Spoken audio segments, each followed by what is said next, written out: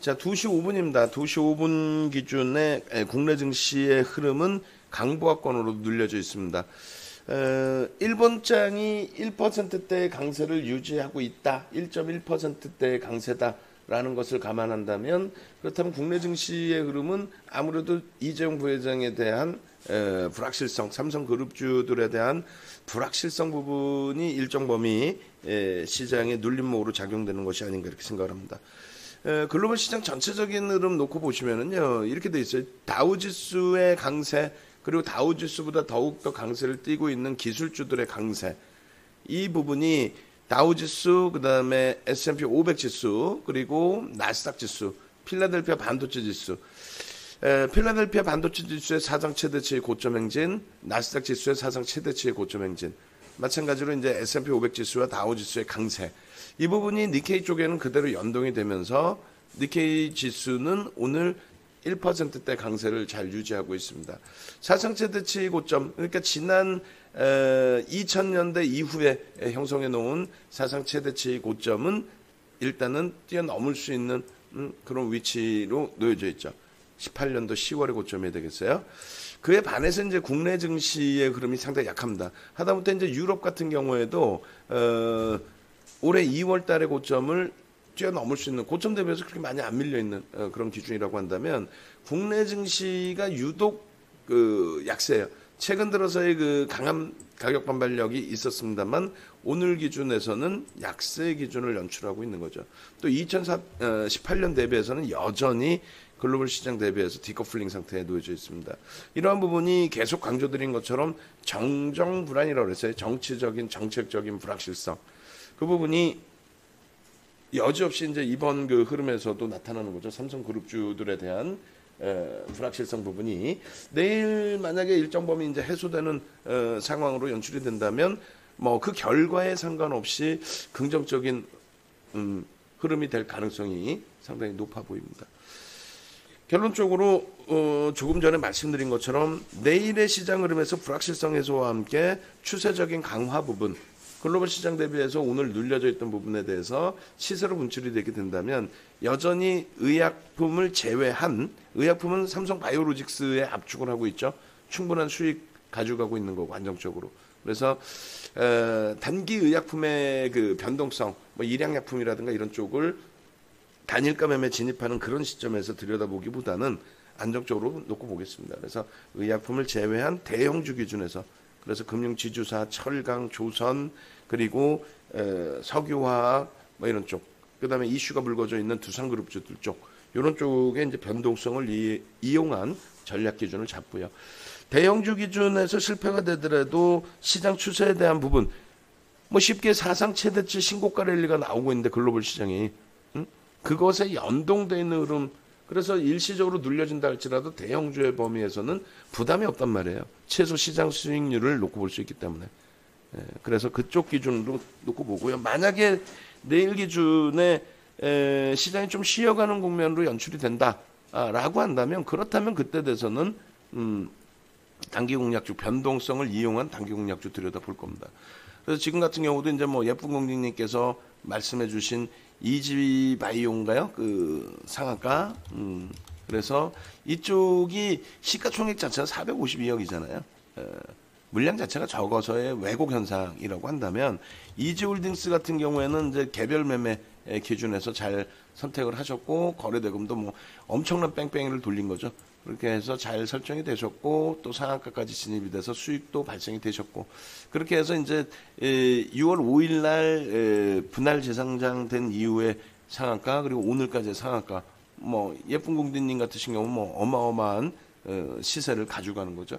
그렇게 해서 요 기준은 뭐 우리는 전략은 똑같습니다. 어차피 가지고 계신 분들, 또 예쁜 공주님 말씀해 주셔서 함께 뭐 동참하신 분들이 혹시 계신다면은 상한가에서도 우리는 일단 절반 이상의 차익 시장 기준을 설정한다, 이렇게 말씀을 드립니다.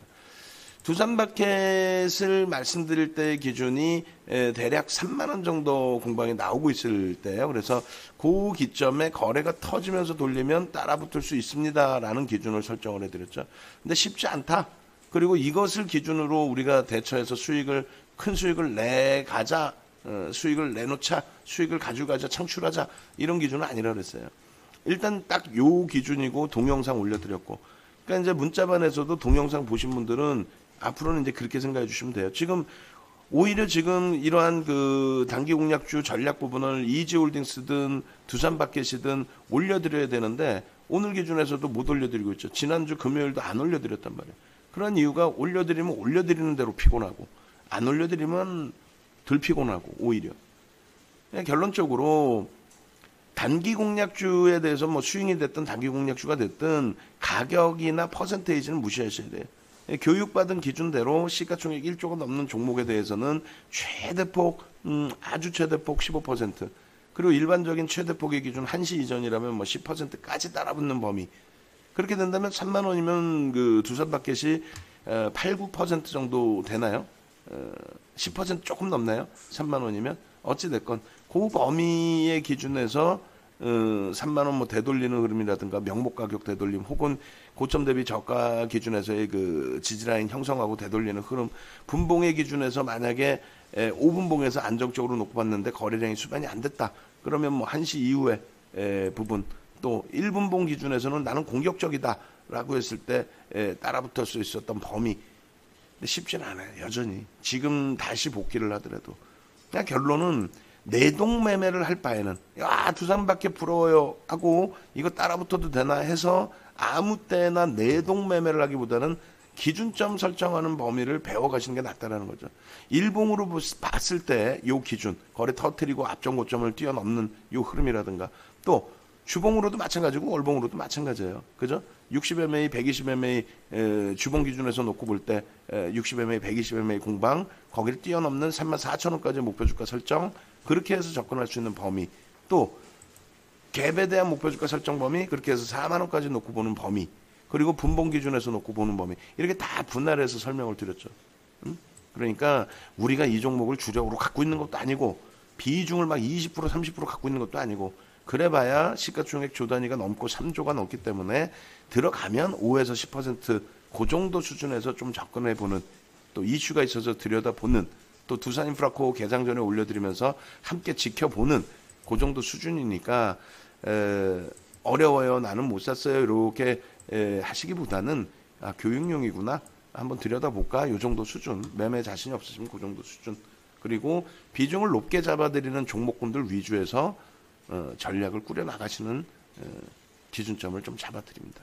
아시겠죠? 그렇게 해서 공식적으로 이제 오픈되어 있는 주력주들 또 IT 또 한진칼 또 금융지주사 오늘 금융지주사도 굉장히 많이 밀려 있어요 지금 개장 초에 비중 잡아들인 그 수준보다도 더 밀려 있습니다. 하나금융지주도 마찬가지고 다만 이제 하나금융지주 같은 경우는 4월 말부터 수익기조 또 5월 말에 또 추가적인 수익기조 그리고 6월 초 그리고 이제 재편입 기준에서의 평균 단가 대비 눌림폭에 대한 부담 요인이 제한적인 부분 또 수급이 그렇게 부담스럽지 않은 부분 변동성은 조선주나 이런 쪽보다는 제한적이다 할지라도 크게 버겁지 않은 흐름 뭐 여러 가지를 감안을 해서 대처를 하는 거예요. 그러니까 조선주도 마찬가지로 이제 대우조선해양도 전략 잡아드렸죠.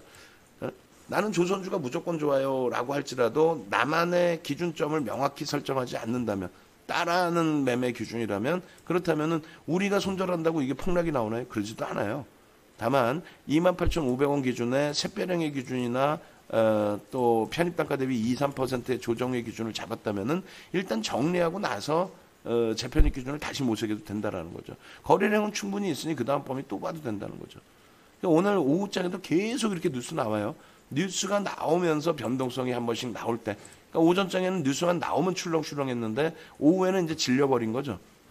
그렇게 해서 뉴스 보고 들어왔던 물량들이 일단은 매도로 나가기도 하고 그렇기 때문에 단기 공략 기준에서 접근했고 매매 사인의 기준에서 접근했다면 그렇다면 28,500원 이탈되면 다시 정리를 하자는 거예요. 하고 나서 내일 더 높은 가격에 사더라도 그렇게 기준을 잡아야지 고점을 잡을 수도 있고 또 손절도 명확하게 할 수 있고 또 그렇게 하면서 이제 전체적인 전략의 기준도 잡을 수 있고 아시겠죠? 마지막으로 이제 한진 카레 기준 간단하게 설명을 드릴 텐데 일단은 일본 기준에서의 흐름이 어떻게 돼 있어요? 어찌됐건 전날 빼고는 종가 기준으로 상한가 찍고 이제 한호가 밀렸던 요날 빼고 나면은 일본 기준으로도 일단은 종가 기준으로 사상 최대치 고점으로 놓여져 있어요 지금. 근데 그 기준을 CS 창고에서의 매수, 그다음에 프로그램 쪽의 매수 우위 뭐 이런 부분으로 형성이 돼 있는 거고요. 지수가 이제 계속 눌려져 있다 보니까 이쪽도 이제 뭐 어찌됐건 대형주죠. 5조 5천억짜리 대형주입니다. 그렇게 해서 고점 대비 이제 살짝 꼬리는 달려 있다 할지라도 전체 추세 부분은 그렇게 나쁠 것 같지는 않아요. 나쁘진 않습니다. 주봉 기준으로도 뭐 단계별로의 흐름에 갭상승 이후의 흐름인데 거래량 부분이 말씀드린 것처럼 한 1,500만 주 이상은 터져줘야 됩니다. 뭐 하루에도 뭐 900만 주, 1,000만 주씩 터지는 종목이라서 그 변동성 이용해서 거래를 실어주면 되는데 이왕이면 오늘 오후장이라도 이제 고점 높여주면서 움직임이 나오는 그 흐름이 연출되는 게 좋죠. 그리고 이제 개장초 오전장에 말씀드린 것처럼 누가 사더라도 만약에 프로그램 쪽은 매수 우위니까 누가 사더라도 눌림목에서 저가에 사고 싶지 그걸 막 들어올리면서 사고 싶지는 않을 거란 말이에요. 또 물량을 그렇게까지 많이 살 이유도 없고 그래서 이제 눌려지면 편입 들어오고 그런 수급이 계속 유지가 되느냐만 확인을 한다면 크게 무리는 없을 것 같습니다. 오늘 뭐 공식적으로 비중을 좀 더 늘려놓은 상태고 그렇게 해서 월봉 기준에서의 흐름도 기대해 볼 수 있는 위치이기 때문에 일단은 비중 신규 접근하신 분들은 뭐 10% 범위 수준에서의 접근 그리고 기존에 이제 가지고 계신 분들 기준에서는 차익 실현보다는 일단 프로그램 매수 우위라는 부분을 긍정적으로 해석을 하고 내일 기준에서도 나쁘진 않겠죠. 수급이 프로그램 매수 우위 유입된 부분 그만큼의 개인들 물량이 뺏겨진 모습으로 마감이 된다면 내일 기준에서도 그렇게 뭐 나쁠 것 같지는 않습니다. 그렇게 해서 차분차분 대처를 하면은 종가 기준에서 계속 올려놓고 아까 보신 것처럼 일주 월봉의 종가 기준에 사상 최대치 기준이 되니까 그렇게 해서 대처하도록 기준을 잡도록 하겠습니다.